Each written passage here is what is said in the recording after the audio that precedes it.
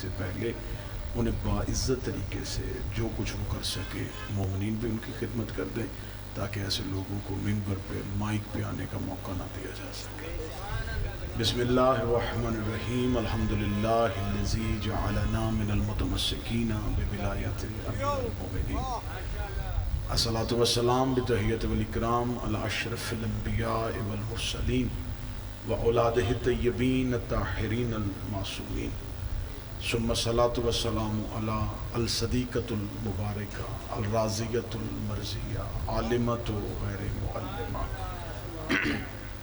بلقیس حجرت و تقدیس الجلال و آسیت التکمیل والکمال ام الکتاب ام القرآن ام الانوار ام الائمہ ام العلوم ام الہدیٰ ام الحسن ام الحسین ام المحسن و ام ابیہا السیدہ فاطمہ الزہرا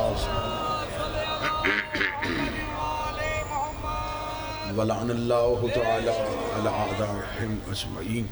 اما بعد فقد قال حق سبحانہ تعالی فی کتابہ المجید و فرقان الحمید۔ بسم اللہ الرحمن الرحیم۔ اذ قال ربک للملائکۃ انی جاعل فی الارض خلیفہ۔ عبادت میں شمولیت فرمائیں، درود سارے صاحبان مل کے بابا سے صلی علی محمد۔ اجازت ہے ذکر شروع کیا جا سکے؟ دعا ہے میرا مالک اس ذکر کا صدقہ، اس ذکر کا تمامی اجر جس مرحوم و مغفور کی بلندی درجات کی یہ مجلس ہے ان کے نام اعمال میں درج فرمائے۔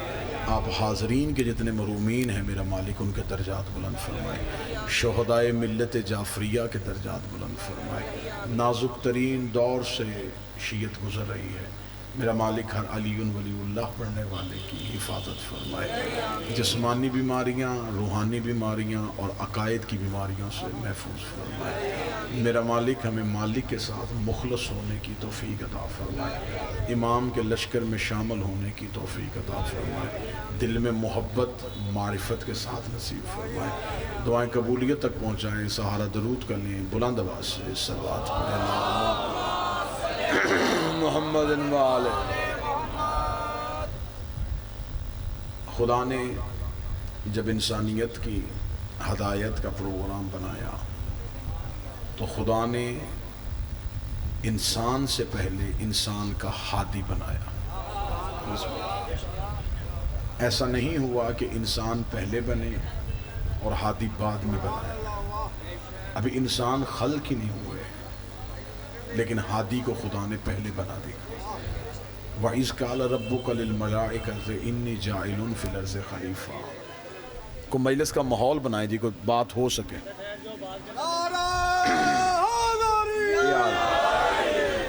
اور یاد کرو اس وقت کو جب ہم نے ملائکہ سے کہا کہ ہم زمین پر خلیفہ بنانے والے ہیں۔ یہ خلیفہ فرشتوں کا نہیں تھا، یہ اللہ کا تھا۔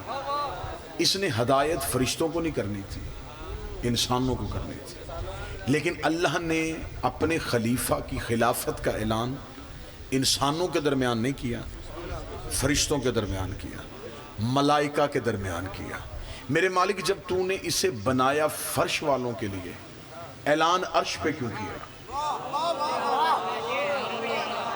اسے زمین پہ بھیجتا، جب یہ زمین پہ اتر آتا پھر تو مخلوق سے کہتا کہ ہم نے تمہارے لیے خلیفہ بھیج دیا، بنایا ہمارے لیے، سجدہ فرشتوں سے کروا دیا۔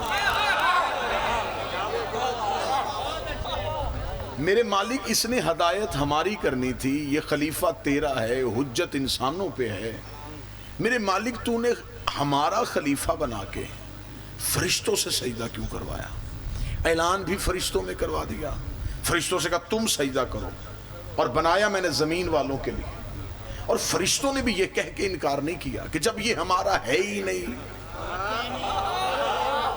یا تو ہمارا سید الملائکہ چن علمدار شاہ جی، اور یہ تمہارا سردار ہے، ہم اس کی اتباع بھی کریں، ہم اسے سجدہ بھی کریں۔ بنایا تو نے بندوں کے لیے، سجدہ تو ہم سے کروا رہا ہے۔ فرشتے بھی جھک گئے، فرشتوں نے بھی سجدہ کر دیا۔ میرے مالک یہ راز کیا تھا؟ آدم خلیفہ انسانوں کا تھا، سجدہ تو نے فرشتوں سے کیوں کروایا؟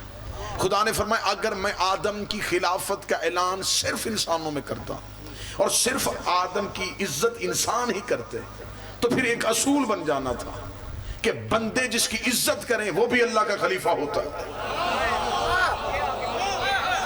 نتیجے تک ضرور پہنچیے گا. جس کی بندے عزت کریں وہ اللہ کا خلیفہ ہوتا ہے. خدا نے کہا کہ میں نے آدم کا اعلان فرشتوں میں کیا ہے کہ میرے خلیفہ کی پہلی نشانی ہے صرف بندے ہی عزت نہ کریں، فرشتے بھی سجدہ کریں، فرشتے بھی اسے سجدہ کریں. اب یہ میں نے پہلا معیار، اب یہ میں نے پہلا معیار قائم کر دیا ہے کہ اب اس کے بعد جس کو بھی میرا خلیفہ کہنا، پہلی شرط ہے فرشتے سجدہ کر رہے ہیں، فرشتے اطاعت کر رہے ہیں، فرشتے نوکری کر رہے ہیں، فرشتے دروازے پہ کھڑے ہیں. میرے مالک اگر تو نے آدم کو اپنا خلیفہ بنایا تھا اور حضرت آدم کو زمین پہ بھیجا، اسے تخت کیوں نہیں دیا، اسے تاج کیوں نہیں دیا؟ اتنی بڑی حجت کہ اللہ کا خلیفہ. آپ ذرا اس ٹائٹل کو سمجھے کہ یہ کتنا بڑا منصب ہے. بندوں کا خلیفہ نہیں، اللہ کا خلیفہ، یعنی کہ اللہ کا نمائندہ آ رہا ہے. میرے مالک اگر پہلا تیرا نمائندہ زمین پہ اترنے والا تھا، اسے تخت دیتا، اسے تاج دیتا، اس کے سر پہ نورانی تاج ہوتا، فرشتوں کا لشکر اس کے پیچھے چلتا، جنات اس کے دائیں بائیں کھڑے ہوتے، یہ زمین پہ تخت اور تاج لے کے آتا، اس کی حکمرانی ہوتی. جو اسے نام مانتا یہ سر کٹوا دیتا، پتہ چلتا اللہ کا خلیفہ ہے. خدا نے کہا نہیں، میں پھر آدم کو تخت بھی نہیں دینا چاہتا، تاج بھی نہیں دینا چاہتا. میرے مالک تخت اور تاج کیوں نہیں دے رہا؟ فرمایا اگر تخت اور تاج دے کے پھر خلافت دیتا، قیامت تک اصول بن جاتا، جو تخت پہ بیٹھتا وہ میرا خلیفہ ہو جاتا، جو تاج پہنتا وہ میرا خلیفہ ہو جاتا. میں نے دنیا کو بتایا ہے تخت پہ بیٹھنے والا خلیفہ نہیں ہوتا، جسے اللہ بنائے وہ خلیفہ ہوتا.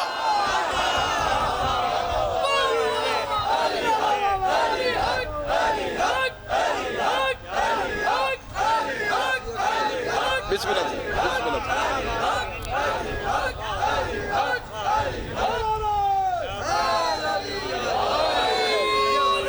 بسم اللہ سرکار متوجہ ہے.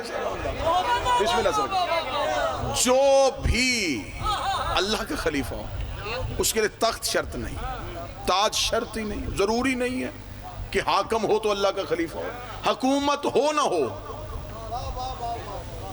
اگر تخت میں بیٹھنے والا اللہ کا خلیفہ ہونا شرط ہے، پھر تخت پہ تو فرعون تھا، موسیٰ سفر میں تھا. اگر آپ کہتے کہ نہیں بادشاہی خلیفہ ہوتا ہے، پھر یوسف قید خانے میں بھی نبی ہے.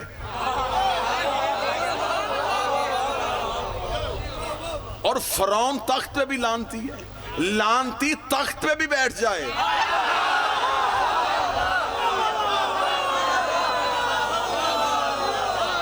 وہ لانتی رہے گا.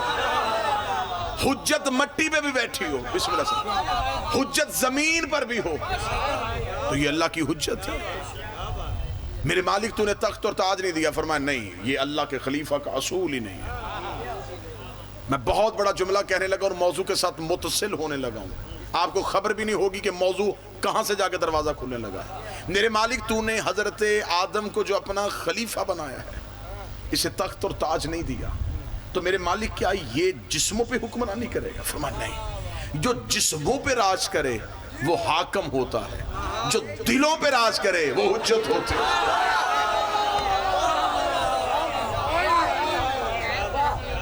میرے مالک کو اگلی نشانی بتا. فرمایا اگلی نشانی یہ ہے کہ جو میرا خلیفہ ہو وہ کسی سے پوچھنے نہیں جاتا، بندوں کے بنائے ہوئے اس سے پوچھنے کے لیے، وہ کسی کے دروازے پہ نہیں جاتا. اب مجھے خبر ہے کہ کون سا نازک ترین دور ہے، مجلس کہاں کہاں سنی جاتی ہے، کون کون گھر بیٹھ کے ان لفظوں کو ناپے گا اور تولے گا، شارٹ کلپس بنائے گا، اس کو سوشل میڈیا پہ وائرل کرے گا. لہٰذا بڑے محتاط انداز سے گفتگو کرنے لگا ہوں. بادشاہت وقتی طور پہ بے عزتوں کو عزتیں تو عطا کر دیتی ہے،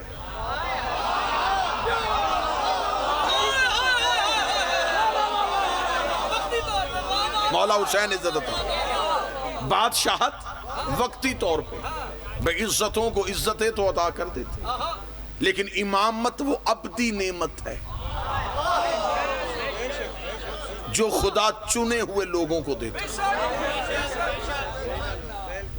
یہ بندوں کا قانون ہے، جسے حاکم بناتے ہیں کل اسے ہی گالیاں نکالنے شروع کر دیتے، لیکن جسے اللہ بنا کے بھیجے بندے نہ بھی مانے تو یہ ضروری تو نہیں ہے کہ لوگ اس کی بیعت کریں گے تو یہ اللہ کا خلیفہ، نہیں، اللہ نے چن لیا ہے، اب بندوں نے اپنی بہتری کے لیے اس کی بیعت کرنی ہے۔ اتحاد بین المسلمین کی ایک کانفرنس ہو رہی تھی تو وہاں پر ایک مولوی نے، محرم سے پہلے کی کوئی میٹنگ تھی، بہت پرانی بات ہے، اس مولانا نے اٹھ کے کہا، اس نے کہا میری سمجھ میں نہیں آتا جب اس دور کے تمام مسلمانوں نے یزید کی بیعت کر لی تھی تو امام حسین نے انکار کیوں کیا؟ جب سب نے بیعت کر لی تھی حسین نے کیوں کی؟ زندگی قربان کروں سنی عالم دین مولانا کوثر نیازی کے، مولانا کوثر نیازی علمدار شاہ جی اٹھ کے کھڑے ہو گئے، اس نے کہا کیا کہا تو نے؟ اس نے کہا جب سب نے بیعت کر لی تھی حسین نے کیوں نہیں کی؟ اس نے کہا سوال بدل، جب حسین نے نہیں کی سب نے کیوں کی؟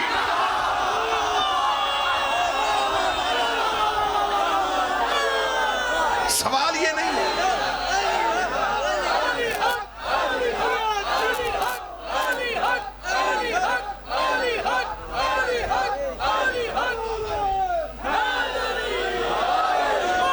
بسم اللہ سرکار، بادشاہ حسین عزت عطا فرمائے، سیدہ آپ کو عزت۔ اس کا سوال یہ نہیں ہے کہ جب سب نے کی تھی حسین نے کیوں نہیں کی، سوال یہ ہے کہ جب حسین نے نہیں کی تھی سب نے کیوں کی؟ ہم نہیں دیکھتے، ہمارا شیعت کا قانون ہے، ہم نہیں دیکھتے اجماع کدھر ہے، ہم نہیں دیکھتے لوگوں کا رش کدھر ہے، ہم دیکھتے ہیں اللہ کی حجت کے لیے۔ ٹھیک ہے سرکار، ہر دور کے حاکم نے ہر دور کی حجت کو حکومت کے ذریعے خریدنے کی کوشش کی۔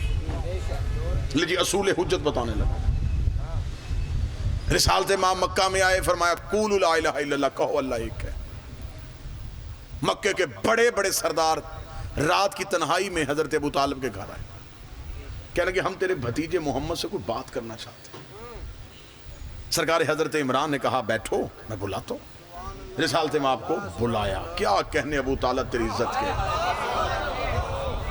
جس کے بلانے پہ نبی آیا کرتے ہیں۔ ہائے ہائے ہائے ہائے ہائے ہائے،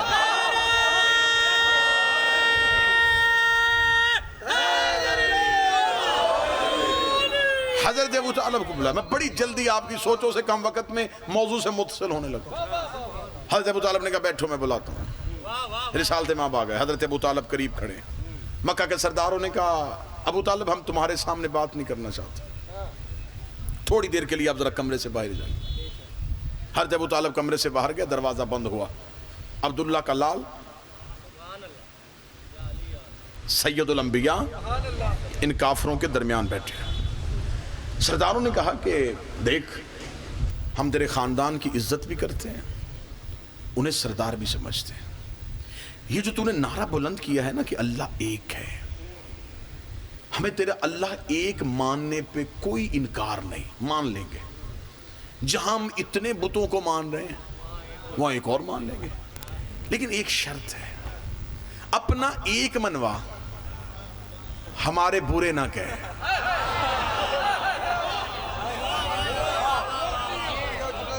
حضور ذرا دیکھیے گا، پہلے دن سے کفر کا مزاج دیکھیے گا، ذرا کفر کا مزاج دیکھیے گا۔ انہوں نے کہا جی اپنا منوا، پنجابی میں بات کہوں گا زیادہ، ساڈیاں نو کچھ نہ آکھ، یعنی کہ اس کو اگر اردو میں ڈھالوں تو پھر یہ کہے گا کہ تولا کر،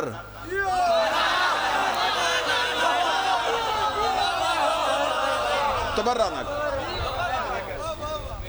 یہ جو لا کہہ رہا ہے نا، تو لا یہ ہٹا دے، نہیں والا بات یہ ہٹا دے، تیرے خدا کو مان لیں گے، کچھ نہیں ہوتا، جہاں اتنے خدا ماننے تیرا بھی ایک مان لیں۔ یہ جو ہم نے بنائے ہیں نا آخر اسے ہمارے باپ دادا پوچھتے رہے ہیں۔ اچھا کافروں کا یہ بھی مزاج ہے کہ یہ کہہ کے بھی حق سے انکار کر دیتے اب باپ دادے کو چھوڑ دیں. چلو 2-4 بندے جو پہنچ گئے میں ان کا شکریہ ادا کرتا. میں کوشش کر رہا ہوں کہ پوری گفتگو کنائے میں ہو جائے. آج بھی کسی بندے سے کہہ دینا حق یہ ہے, وہ تو ٹھیک ہے لیکن باپ دادے کو چھوڑ دیں, ہمارا باپ دادا غلط تھا. تو باپ دادا تو ٹچ فون یوز نہیں کرتا تھا.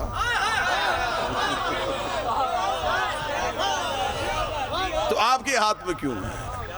اب وہ آج کہتے ہیں یہ تھوڑا عرصہ پہلے یہ باتیں شروع ہوئی ہیں, یہ علی ولی اللہ یہ اب شروع ہے. اس دور میں کب تھا؟ اچھا کیا آپ کہتے ہیں کہ تحقیق کا دروازہ بند ہے؟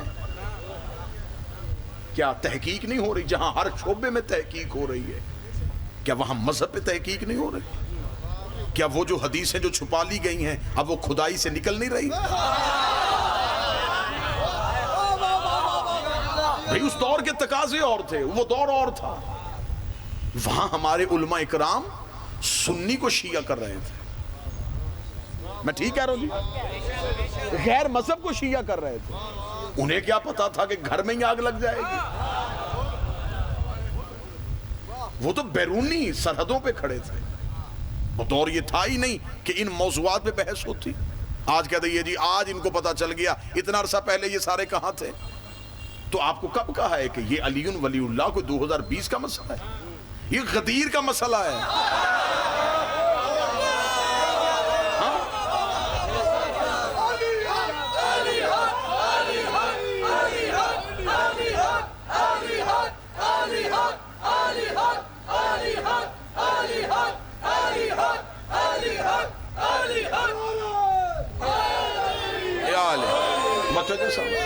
کوشش کر رہا ہوں کہ بڑی محبت سے پیغام پہنچ جائے. انتہائی بڑا شوگر کوٹڈ گولیاں جو بڑی آسانی سے نگلی جا سکیں, جس پہ کوئی بھی دل میں خرابی نہ ہو, معدے میں بد ہضمی نہ ہو, آسانی سے ہو جائے. انہوں نے کہا کہ تو بات یاد ہے, ہمارے خداؤں کو برا نہ کہیں, اپنا منوا لیں. رسول نے کہا نہیں ایسا نہیں ہو سکتا. حق منوانے کے لیے انکار پہلے کرنا پڑتا ہے. پہلے جھوٹوں سے نفرت کرنی پڑتی ہے, پھر سچوں سے پیار کرنا پڑتا ہے.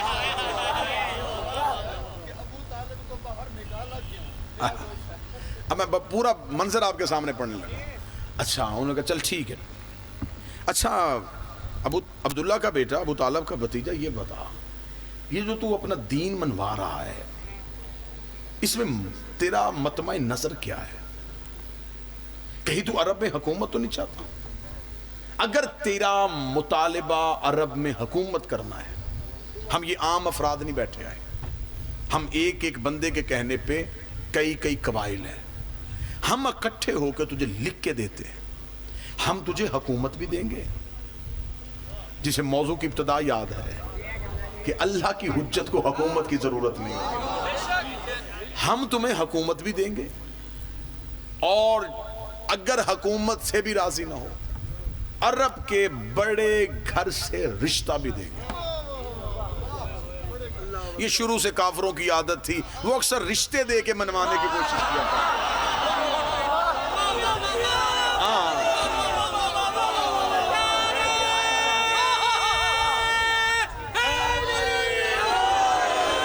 یہ مزاج تھا, یہ کفر کا مزاج تھا.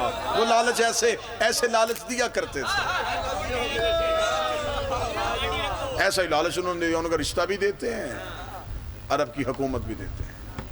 جواب سلیبس کی کتابوں میں لکھا ہے, تبا مصر کتاب کا حوالہ نہیں دینے لگا, سلیبس کی کتابوں میں لکھا ہے. رسالت میں آپ مسکرائے, فرمایا دائیں ہاتھ پہ سورج رکھو, بائیں ہاتھ پہ چاند رکھو,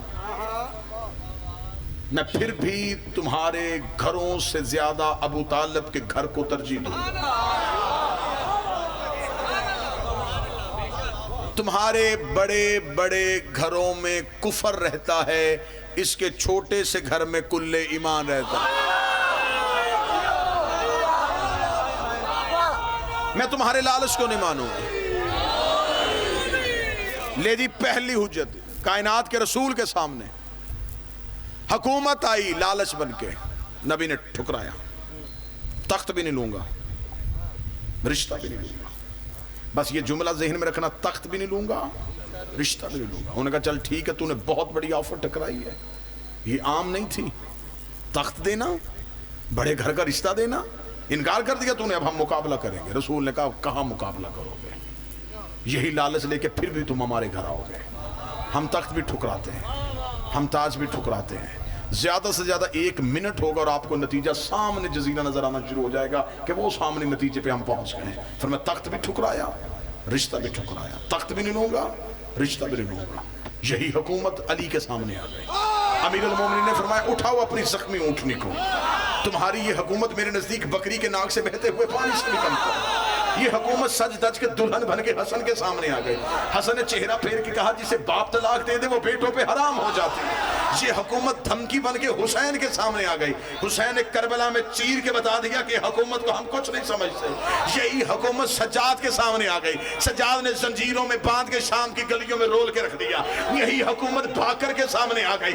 باکر نے اپنے حلم کے ساتھ اس کے سینے کو چیر کے رکھ دیا۔ یہی حکومت صادق کے سامنے آ گئی۔ سچے خطبوں سے جھوٹے چہرے واضح کر کے دکھا دیے۔ یہی حکومت قاسم کے سامنے آ گئی، اپنی عطا کے ساتھ اس کے پرخچے اڑا دیے۔ پھر رضا کا دور آیا، رضا کے قدموں پہ گر کے تخت بھی لے لے، رشتہ بھی لے لے۔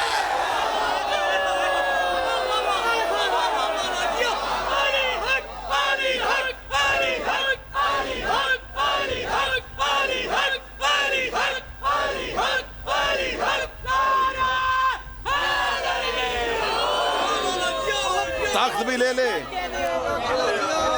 رشتہ بھی لے لے۔ جو لالچ رسول کے سامنے آیا تھا۔ 8ویں امامت کا دور آیا، بندے وہی، نام تبدیل، لیکن صرف فرق بن گیا، اس دور میں کافر تھے، آج مسلمان بن گئے۔ لالچ نہیں بدلا، وہی لالچ آگے پھر دینا شروع کر دیا۔ ہم تجھے رشتہ بھی دیتے ہیں، ہم تجھے تخت بھی دیتے ہیں۔ امام رضا علیہ السلام کے سامنے لالچ آ گیا، کیونکہ یہ 11 زیقات گزرا ہے، تو میں بالکل اسے علمی خیانت سمجھوں گا کہ دن بھی مجھے آج کا ملے اور میں شہنشاہ کی دہلیز میں سجدہ کروں۔ مالک سے کہا گیا کہ رشتہ بھی لے لے، تخت۔ اب بعض ہماری قوم کے بچوں کو یہ کہہ کے گمراہ کیا جاتا ہے کہ مامون محب اہل بیت، نہیں۔ ہارون کے 2 بیٹے امین اور مامون، ایک ہی ماں کا تعلق عرب سے تھا، ایک ہی ماں کا تعلق عجم سے تھا۔ دونوں بھائیوں میں آپس میں حکومت کے لیے لڑائی اور جنگ بھی ہوئی تھی۔ مامون یہ چاہتا تھا کہ میں کوئی ایسا فعل سرزد مجھ سے ہو جس سے دنیا میری طرف راغب ہو، مسلمان میری طرف زیادہ آئیں۔ وہ چاہتا تھا کہ ہم پہ الزام ہے کہ ہم اہل بیت سے پیار نہیں کرتے۔ میرے باپ پہ سب سے بڑا الزام یہ رہا کہ اس نے نبی کے بیٹے کو ایک طویل عرصہ قید میں رکھا، لہٰذا میں اس الزام کو دھوں، میں امام کو ولی عہدی دوں، رشتہ دوں، تاکہ امام کے ساتھ تعلق پیدا کر کے اپنے سیاسی مقاصد حاصل کر سکوں۔ یہ محبت کی علامت نہیں تھی، سیاسی مقاصد حاصل کرنے کے لیے یہ سارا کھیل کھیلا گیا۔ امام رضا علیہ السلام کو پیغام دے دیا امام مدینہ سے نکل پڑے۔ اگر میں سفر پڑھوں گا تو میرا خیال ہے مجھے 1 گھنٹہ چاہیے صرف نیشا پور پہنچنے کے لیے، کہ مدینہ سے امام نکل کے جب نیشا پور تک آتے ہیں تو کون کون سے واقعات رونما ہوتے ہیں۔ میں بالکل قریب سے آ کے یہیں پہ آپ کو نتیجہ دینے لگا۔ امام پہنچ جاتے ہیں، جب امام پہنچتے ہیں تو امام کو ایک تخت پہ، ایک مسند پہ بٹھایا جاتا ہے۔ مامون نے ایک بہت عالیشان دعوت کا بندوبست کیا، لوگوں کا رش ہے، دربار بھرا ہوا ہے۔ مامون نے کہا کہ ہم آپ کی بیعت کروانا چاہتے ہیں۔ امام تخت پہ بیٹھ کے مسکرائے، مسکرا کے فرمایا چلو بیعت کا سلسلہ شروع کرو۔ مامون نے لوگوں کو لائن میں قطار میں کھڑا کر دیا کہ اب تم نے باری باری جانا ہے اور امام کے ہاتھ پہ بیعت کرنی ہے۔ امام تخت پہ اپنی کرسی پہ بیٹھے ہوئے ہیں۔ تھوڑی دیر کے بعد مامون نے کہا کہ مالک لوگ بیعت کرنے کے لیے تیار ہیں، فرزند رسول آپ بیعت کروا کیوں نہیں رہے؟ امام نے کہا کیسے بیعت کروانی ہے؟ اس نے کہا آپ ہاتھ بڑھائیں تاکہ یہ آپ کے ہاتھ پہ بیعت کریں۔ امام نے مامون کا چہرہ دیکھا، تجھے نہیں پتا حجت کسی کے آگے یوں نہیں کرتی۔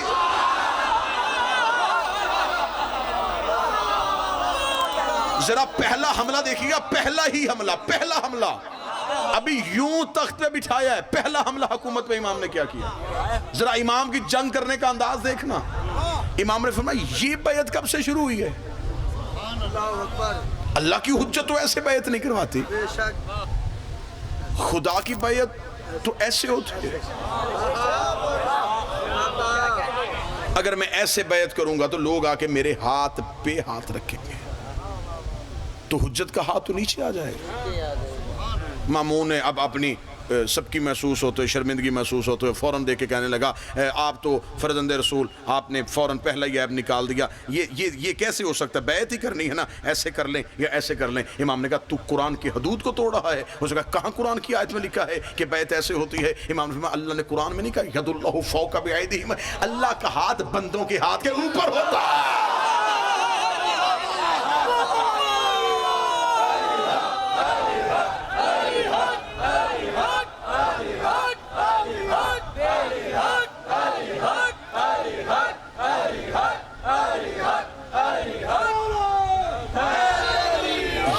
کا جو سلسلہ, بسم اللہ سے, یہ جو بیعت کا سلسلہ ہے یہ خلافت والوں کا ہے. اس کا آغاز سقیفے سے ہوا تھا. ووٹ ایسا ہی مانگا جاتا ہے نا,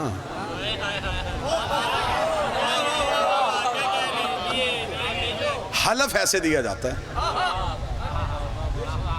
مانگنے اور دینے کے فرق کو خلافت اور امامت کہتے ہیں.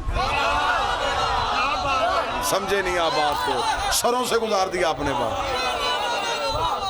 ایسے مانگا جاتا ہے, ایسے دیا جاتا ہے. یہ سقیفہ کا طریقہ ہے, یہ غدیر کا طریقہ ہے.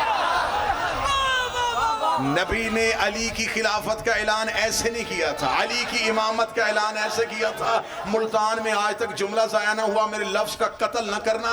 سقیفہ میں خلافت والے بیعت ایسے کرواتے رہے, غدیر میں امامت والے بیعت ایسے کرواتے رہے. اب ہم تجھے بتائیں کہ ہم علم پہ ہاتھ کیوں لگاتے ہیں؟ تاکہ گلی سے منکر بھی گزرے اسے پتہ چل جائے.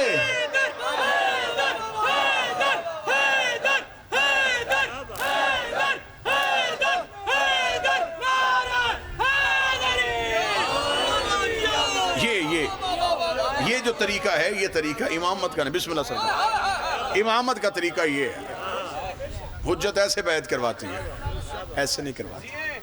اس لیے تو علم پہ ہاتھ ہے. غازی آج بھی 12ویں کی بیعت لے رہا ہے.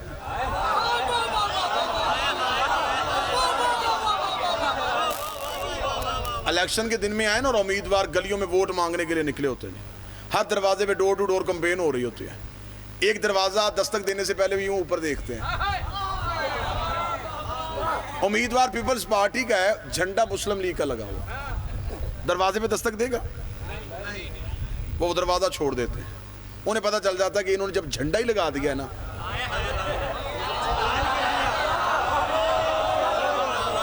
اب انہوں نے کھل کے اعلان کر دیا ہے, اب ان کو ہم لالچ بھی دینا, انہوں نے نہیں بکنا. ہم کہہ بھی نہ کہ ہم سڑک بنا دیں گے, سولنگ لگا دیں گے, آپ کا بچہ سرکاری ملازم کروا دیں گے, انہوں نے نہیں ماننا. اب یہ جھنڈا لگا چکے ہیں, اب یہ اعلان کر چکے ہیں, اس لیے ہم بھی چھت پہ غازی کا علم لگا لیتے ہیں کہ منکر چپ کر کے گلی بدل جائے کہ یہ سقیفے والا گھر نہیں, یہ غدیر والا گھر.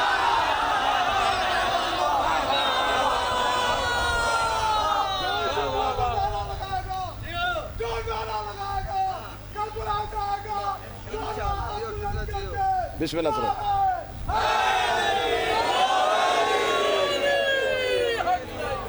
دشمن رکتا ہی نہیں دروازے. اب تو تھوڑے سلسلے تبدیل ہو گئے. ایک دور میں تھوڑے عرصہ پہلے بڑا سلسلہ چلتا تھا, ہر دروازے پہ دستک ہونی. چند مولانا ہوتے تھے,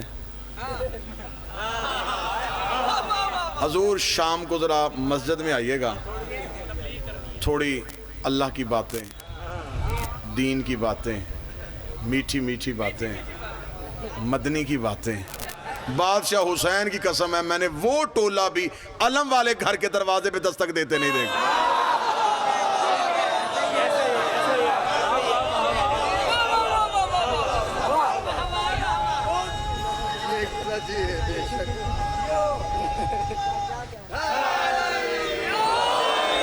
انہیں پتہ ہے کہ انہیں میٹھی میٹھی لالچ کیا, ہم نے انہیں میٹھی میٹھی سنانے کا لالچ دینا ہے, انہوں نے 2-4 کڑوی کڑوی سنا دینے.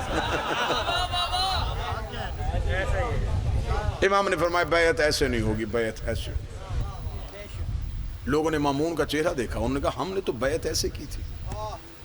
امام نے فرمایا تم نے آج تک حجت کی ہاتھ میں بیعت کی نہیں.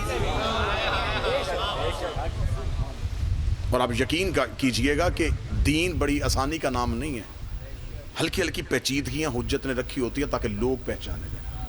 جب امام نے بیعت کروانی شروع کی تو ایسے ہاتھ تھا نا, تو اب آئے لوگ ہاتھ پہ ہاتھ رکھ کے بیعت کر رہے ہیں.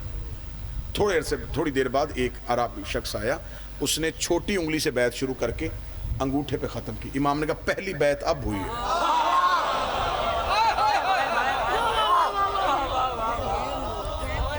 یہ دین میں چھوٹی چھوٹی تبدیلیاں ہیں نا, کہ آپ ہلکی سی بھی, تھوڑی سی بھی آپ اس کو تبدیلی کر دیں گے تو آپ دین سے نکل جائیں گے. آپ نماز فجر کی واجب رکعتیں 2 پڑھیں, آپ عشق میں تیسری تو نہیں پڑھ سکتے. امام نے فرمایا کہ بیعت یہاں سے نہیں کرتے, یہاں سے کرتے. اور یہ ہاتھ پہ ہاتھ رکھنا جو ہے یہ کس بات کی علامت؟ ہاتھ پہ ہاتھ رکھنا یہ ہے کہ تو مولا پھر حکم فرمایا ٹکسال کو سکہ ڈالے. اب سکہ ڈال کے امام کے سامنے آ گیا, تشت میں رکھ کے پیش کیا گیا. مامون نے سر جھکا کے کہا کہ اگر آپ نے اس لیے تبدیل کروایا ہے کہ اس پہ عیسائی مذہب کی تبلیغ ہے, تو ہم ایسا کرتے ہیں اس سکے پہ خانہ کعبہ کی تصویر بناتے ہیں. یا پھر نہیں اچھا مولا لا الہ الا اللہ لکھوا, اس پہ کیا لکھے؟ امام نے فرمایا سکہ میں نے اپنی مرضی سے نہیں بدلا, کیونکہ میں اللہ کا نمائندہ ہوں. حکم الہی کے تحت سکہ تبدیل ہوا ہے, لکھا بھی حکم الہی کے تحت جائے گا. کتابیں چاہو گے تو ممبر بھر دوں گا کتابوں کے ساتھ. اسے کہا مولا پھر اس میں کیا لکھا جائے؟ امام نے کہا جو اللہ کا حکم ہوگا. امام نے سکہ ہاتھ پہ رکھا, اپنی انگشتری سے مہر لکھائی, سکے پہ لکھا تھا علی ولی اللہ.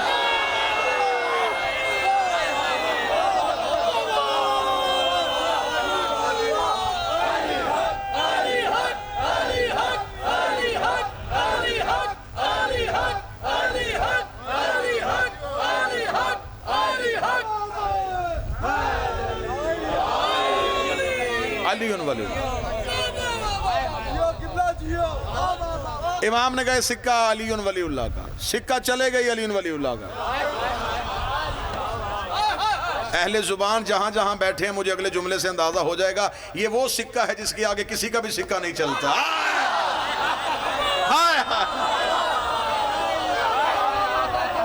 یہ وہ سکہ ہے جس کے آگے کوئی بھی سکہ نہیں چلتا. امام فرمایا یہ سکہ تقسیم کر دو. اب سکہ اسلامی ممالک میں جانا شروع ہو گیا.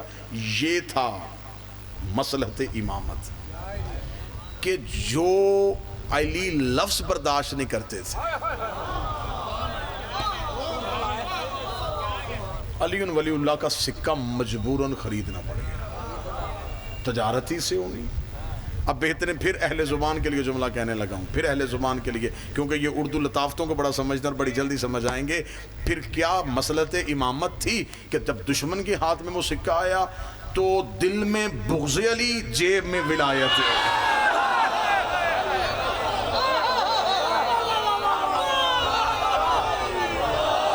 دل میں بغض علی, جیب میں ولایت.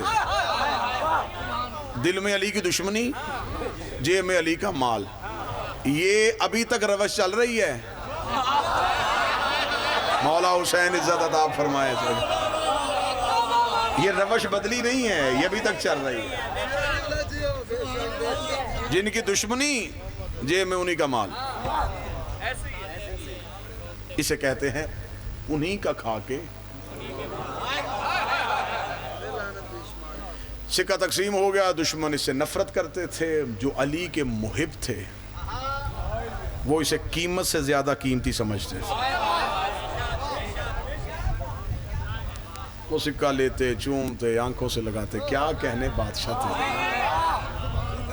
ہمارے مالک کا نام چل رہا ہے, ہمارے بادشاہ کا نام چل رہا ہے. سکہ انہیں خبر تھی کہ مامون اس کو برداشت نہیں کرے گا, یہ سکہ کبھی بھی بند کر دیا جائے گا. وہ اسے تبرکن سنبھال کے رکھتے تھے.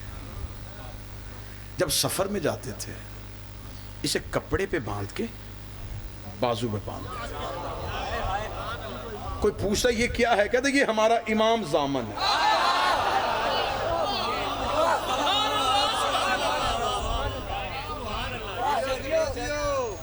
اور اس امام زامن کی ایک اور نشانی یہ تھی کہ کیونکہ اس دور میں مولا علی کی محبت چہروں سے نہیں پتہ چلتا تھا, بندے روپ بدل کے تھے. کسی کے اندر لینا ہونا تو اس کے قریب بیٹھ کے باتیں کرنی، اس کا اندر لینا، پھر دربار میں جا کے اطلاع دینے کی علی سے پیار کرتا ہے۔ اب محبوں کے درمیان آپس میں ایک دوسرے کی نشانی یہ تھی کہ کسی دوسرے شہر میں گئے ہوتے، کسی دوسرے ملک میں گئے ہوتے، وہ اپنی شناخت سکے سے کرواتے تھے۔ آج بھی یہ سوائے علی سے محبت کرنے والوں کے کسی بازو پہ نظر نہیں آئے۔ امام نے سرکاری حکم نامہ پاس کر دیا، اب امام کی ولی عہدی ہے، لوگ آتے ہیں امام سے ملتے ہیں، ملاقات ہوتی ہے، موضوع پسند ہے یا نہیں پسند، بس دو چار یوں معلوماتی باتیں آپ کے حوالے کر کے میں بولوں۔ امام نے مامون رشید سے ایک بات کہی، امام نے کہا ایک بات طے کر لیتے ہیں، کیونکہ تجھے میرا دربار میں بیٹھنا مجھے خبر ہے کہ تجھے اچھا نہیں لگتا، ایسے کرتے ہیں حکومت کے معاملات میں نہیں بولوں گا، مذہب کے معاملات میں تو نہیں بولے، حکومت کرنی ہے کر، واہ واہ کرا، پروٹوکول لے، تعریفیں کروا، خوش آمدیں کروا، مجھے کوئی غرض نہیں، مذہب میں تبدیلی نہیں کرنی،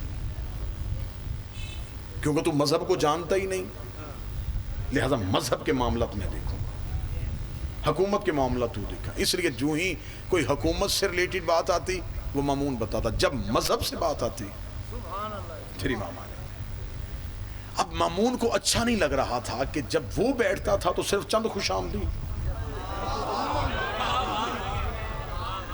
جب امام بیٹھتے دربار بھر جاتا، مولا آ گئے، مولا آ گئے، مولا آ گئے، مولا آ گئے، مولا آ گئے۔ اب ظاہری طور پہ وہ حاکم تھا جسے گفتگو کا ابتدائیہ یاد ہے، یعنی کہ روش یہ بن گئی تھی کہ مامون جسموں پہ حکمرانی کر رہا تھا۔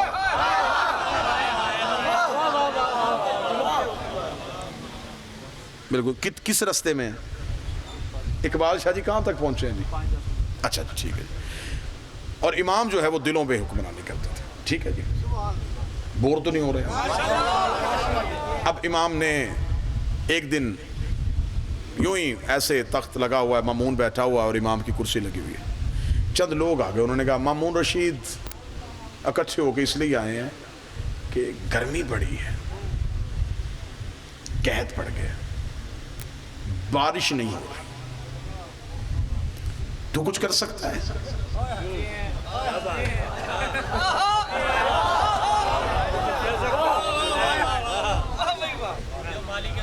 اس نے کہا جی ہاں وہ کر سکتے ہیں، ادھر جاؤ، کیونکہ میں اللہ کے کاموں میں ٹانگ نہیں اڑاتا۔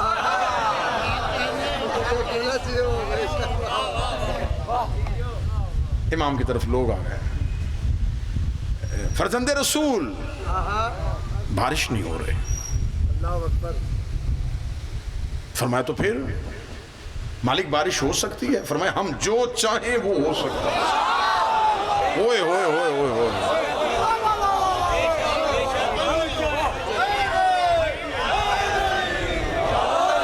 تیرے مشہد کے ذرے ذرے اٹھا کے چوموں میرا شہر، ہم جو چاہیں وہ ہو سکتا ہے۔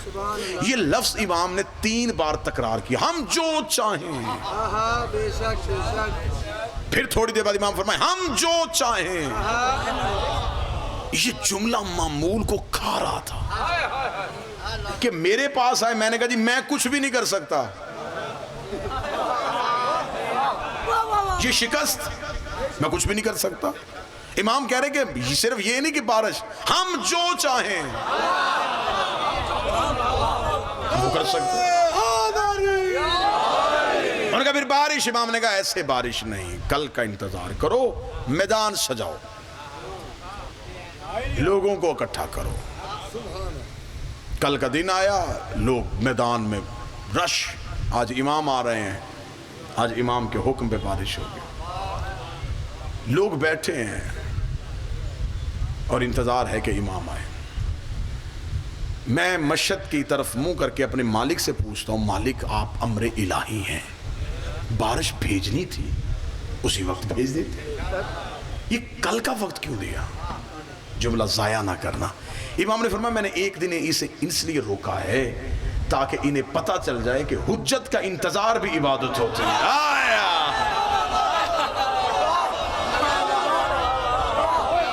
یہ انتظار والی عبادت لے،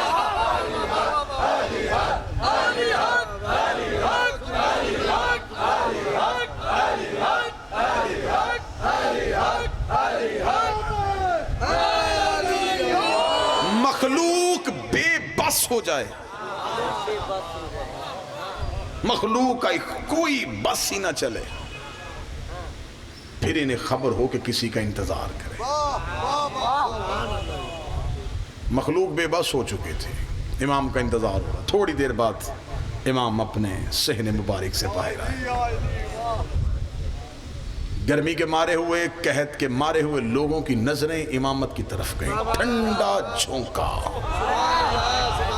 امام کے چہرہ مبارک کی طرف سے آیا۔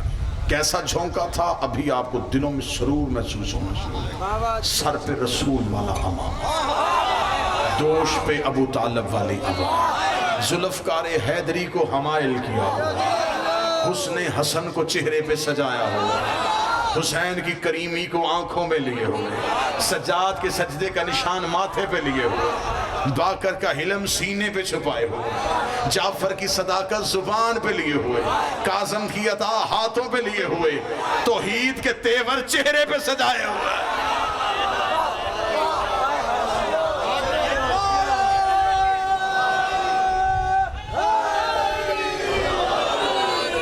مخلوق نے صفیں چیرنی شروع کی، امام آ گئے، امام آ گئے، مسیح آ گیا، مشکل کشا آ گیا، حاجت روا آ گیا، والی آ گیا، مالک آ گیا، بادشاہ آ گیا۔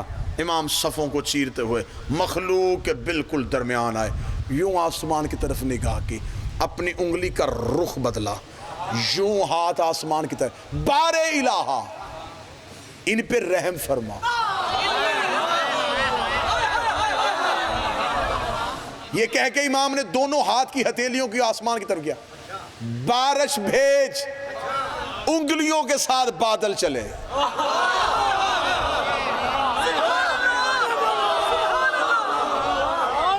امام کے ہاتھ یوں آ کے رک گئے، بارش ہونے شروع ہو گئی، اتنی تیز بارش ہوئی،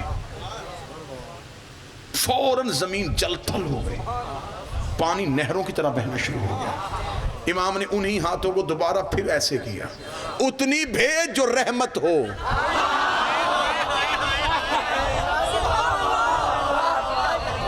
یہ کیا تھا؟ طاقت امامت۔ اگر ہاتھ یوں ہی رہتے قیامت تک ہی برستی رہتی۔ بارش وہیں پر رک گئی، مخلوق خوش، علی علی کی صدائیں، درود کی آوازیں، واہ رضا واہ رضا، کیا کہنے محمد کا بیٹا، اسے کہتے ہیں امام، اسے کہتے ہیں بادشاہ، یہ ہے حجت، یہ ہے طاقت۔ گلیوں میں نعرے، گھروں میں آوازیں، مامون سر چکرا کے بیٹھا ہوا، میری حکومت کی تباہی ہو گئی، امام نے معجزہ دکھا کے میری پوری حکومت برباد کر دی۔ جو ہی امام کے قدم دربار میں آئے، دربار میں قدم کا آنا تھا، مامون سے اور تو کچھ نہیں ہوا، اب اندر کا بغض باہر نکلا، نکل کے کہنے لگا، آپ نے تو کل کہا تھا ہم جو چاہیں وہ کر سکتے ہیں، تو پھر آپ نے میدان میں جا کے اللہ سے دعا کیوں مانگی؟ آپ نے یہ کیوں نہیں کہا کہ میں حکم کر رہا ہوں کہ بارش بھیج؟ فرمایا وہاں ہم نے میدان میں توحید کو منوانا تھا، اللہ کی وحدانیت کو منوانا تھا، تو پھر آپ نے یہ کیوں کہا تھا کہ ہم جو چاہیں وہ کر سکتے ہیں؟ امام نے یوں دربار کی چاروں طرف دیکھا، اب نگاہ پر رحمت نہیں رہی، اب نگاہ میں حیدری تیور آ گیا، اب چہرے پہ علی والا جلال آ گیا۔ امام کی نگاہ ایک دیوار پہ پڑے ہوئے قلین پہ رک گئے، اس قلین پہ ایک شیر بنا ہوا تھا۔ امام نے کہا اگر تو کہے تو اسے زندہ کروں، اس نے کہا کریں۔ امام نے کہا باہر آ، اتنا کہنا شیر چنگھاڑتا ہوا قلین سے باہر آیا، مامون تخت پہ چڑھ گیا، یہ کیا کیا؟ فرمایا ہم جو چاہیں،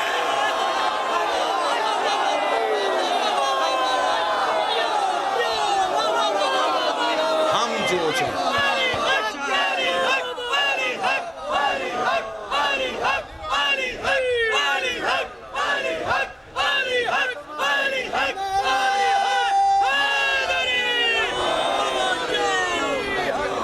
ہم جو چاہیں وہ کر سکتے، ہم جو چاہیں۔ درود سارے حضرات مل کے بلند آواز سے پڑھیں، اللہم لو جاؤ۔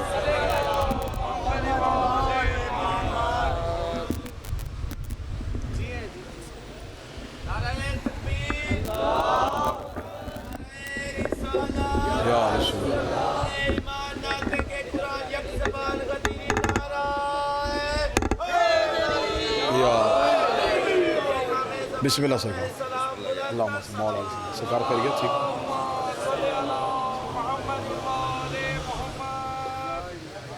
بابا جی تشریف لے آئے انہی کا انتظار تھا ہم جو چاہیں اب بالکل ایک جملے میں کہانی بند کرنے لگا ہوں جو میدان میں کیا وہ الوہیت تھا جو دربار میں کیا اسے ولایت کہتے ہیں وہاں اللہ منوایا دربار کے اندر میرے 8ویں شہنشاہ نے اپنا اختیار منوایا سبحان اللہ بے شک جس نے اتنے اختیارات دکھائے تھے اس کی بہن کم کی پہاڑی صدقے تفصیلی موضوع نہیں انتہائی دل سے میں احترام کرتا ہوں عزت کرتا ہوں پیر سید اقبال حسین شاہ صاحب مولا کے انتہائی معزز ترین ذاکر ہے سید ہے ممبر انہی کا حق ہے یہ ان کی مہربانی ہے جو ہم امتیوں کو یہ چند لفظ کہنے کی اجازت دیتے ہیں ان کے حوالے ممبر کرنے لگا ہوں جس کا اتنا اختیار تھا صدقے اس کے دربار پہ آج بھی لکھا ہوا ہے غریب الغربا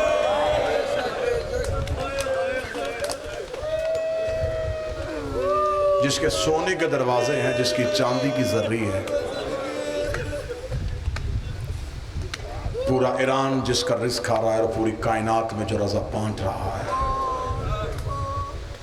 اس کی بہن کم کی پہاڑیوں میں روتی رہی ہے ایام ازا قریب آ رہے ہیں بس ایک پیغام بھی ہے اور مصائب بھی ہے مجلس حسین کی فضیلت کو سمجھو بے شک جب ذکر شبیر میں آیا کرو تو یہ نہ سمجھا کرو کہ ہم ملتان کے کسی گھر میں بیٹھے ہیں ہم شبیر کی مجلس میں بیٹھے ہیں امام حسین کا ذاکر چھوٹا ہو بڑا ہو ادنا ہو اعلیٰ ہو اس کی عزت کرو اس 8ویں بادشاہ کے حکم کے تحت امام جب مجلس شبیر برپا کرواتے تھے تو امام قلین پہ بیٹھنے سے پہلے بھی اسے چومتے اٹھنے سے پہلے بھی چومتے صحابہ نے کہا فرزند رسول آپ یہ قلین کیوں چومتے ہیں فرمایا یہ قلین نہیں ہے یہاں ملائکہ اپنے پر مس کرنے کے لیے آتے ہیں یہاں معصومین تشریف فرما ہوتے اتنی عزت کرتے تھے مولا اپنے جد حسین کے ذاکر کی کہ امام اپنے گھر میں مجلس کرواتے ہیں مرثیہ خان تھا اس دور کا معروف تھا اشعار لکھتا تھا دیبل خزائی امام اسے حکم تھے کہ بلواتے تھے ایک دن امام رضا علیہ السلام نے بس یہ آخری جملہ اور اسی پہ اجازت امام رضا نے حکم دیا دیبل کو بلاؤ دیبل آ گیا امام نے مجلس کا اہتمام کیا دیبل آیا امام اٹھ کے کھڑے ہوئے دیبل نے دور سے ہاتھ باندھ لیا مولا تشریف رکھے امام صرف وہاں کھڑے نہیں ہوئے کتاب کہتی امام دیبل کی طرف تیز قدموں سے چلے تیز قدموں سے چل کے امام نے دیبل کے گلے میں باہیں ڈالی جو جملہ پڑھا ہے نا امام نے یہ ساری رات رونے کے لیے ہے امام نے دیبل کے گلے میں باہیں ڈال کر میری دادی کے مددگار تجھ پہ میرا سلام اے میری جدہ زہرا کے مددگار تجھ پہ میرا سلام دیبل کے آنسو نہ رکیں امام نے دیبل کا ہاتھ پکڑا سینہ امام کے گریبان کے بٹن کھلے ہوئے تھے آستینیں پلٹی ہوئی تھی امام نے آ کہا دیبل آج میرا جی چاہتا ہے میں اپنے جد حسین کو روؤں دیبل تو نے کوئی نیا مرثیہ لکھا ہے جی جی مالک میں نے لکھا ہے دیبل سنا مالک حسین کی عزت کی قسم ہے کتاب لیتی ہے کہ دیبل اٹھ کھڑا ہو کے پڑھنے لگا امام نے کہا نا ممبر پہ بیٹھ مالک آپ کہاں بیٹھیں گے فرمایا میں تیرے سامنے زمین پہ بیٹھ دیبل تڑپ کے کہنے لگا میری جرت ہے نبی کا بیٹا زمین پہ بیٹھے میں ممبر پہ بیٹھوں فرمایا تو ذاکر بن کے ممبر پہ بیٹھ میں عزادار بن کے مجھے تھوڑی دیر عزادار بننے دے دیبل ممبر پہ بیٹھ دیبل کہتا میرا بدن کانپ گیا حکم امام ہو گیا تھا اب میں کھڑا ہو نہیں سکتا تھا حجت کا حکم تھا دیبل ممبر پہ بیٹھا دیبل نے ایک مرثیہ پڑھا یہ عرب زبان کا مشہور و معروف مرثیہ ہوا آپ ہی کے علاقے کے حماد اہل بیت شہید محسن نقوی نے اسی دیبل کے مرثیے کو اردو میں ڈھالا تھا، زہرا تیری کلیوں کا صحرا میں بکھر جائے۔ یہ تخیل دیبل خزائی کا تھا۔ دیبل نے منبر پہ بیٹھ کے جملہ پہلا پڑھا، دیبل کا اے زہرا تیرا مقدر، تیرے چمن کی کلیاں صحرا میں بکھر گئیں۔ دیبل نے دوسرا شعر پڑھا، دیبل نے کہا اے سیدہ تیرے بڑے بیٹے حسن پہ میرا سلام، جس کے جنازے کو تیروں کی سلامی دی گئی۔ اے سیدہ تیرے دوسرے بیٹے حسین پہ میرا سلام، جس کا لاشا 3 دن بغیر کفن کے پڑا رہا۔ زہرا تیرے بیٹے سجاد کو میرا سلام، جس کو زنجیریں پہنا کے شام کی گلیوں سے گزارا گیا۔ بی بی تیرے بیٹے باکر پہ میرا سلام، جسے کم سنی میں قید کیا گیا۔ بی بی تیرے بیٹے جعفر صادق پہ میرا سلام، جسے غربت کی زہر دے کے شہید کیا گیا۔ بی بی تیرے بیٹے موسیٰ کاظم پہ میرا سلام، جسے 14 سال قید خانے میں رکھا گیا۔ یہ کہنے کے بعد دیبل منبر سے اترنے لگا۔ امام نے ہاتھ کا اشارہ کر کے تھوڑی دیر منبر پہ بیٹھ۔ دیبل رو کے مولا مرثیہ ختم ہو گیا۔ امام نے جلدی سے کاغذ پہ ایک شعر لکھا۔ امام نے کہا یہ شعر پڑھ۔ دیبل نے شعر ہاتھوں پہ لکھا۔ اس کا زہرا تیرے اس بیٹے کو سلام جو توس میں غربت کی حالت میں دفن ہو جائے گا۔